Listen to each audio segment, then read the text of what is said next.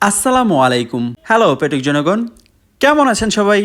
অল্প করে পেঁয়াজ, বেশি করে রসুন, পরিমাণ মতো কাঁচামরিচ হালকা করে তেলে ভেজে নেওয়ার পরে কিঞ্চিত ধনিয়া পাতা দিয়ে স্ম্যাশ করে নিলেই হয়ে যায় রসুনের ভর্তা।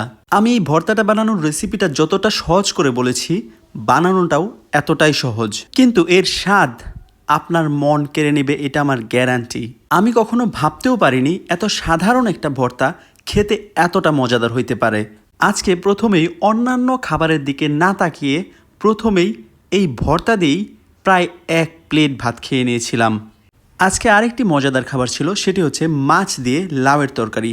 আমাদের বাসায় বেশিরভাগ সময় এই লাউয়ের তরকারিটি ডিম অথবা চিংড়ি দিয়ে রান্না করা হয়, কারণ আম্মু ঢাকা শহরের মাছ খেতে খুব একটা পছন্দ করেন না। কিন্তু আজকের মাছগুলা গ্রাম থেকে নিয়ে আসা, তাই লাউয়ের তরকারিটি মাছ দিয়েই রান্না করা হয়েছিল।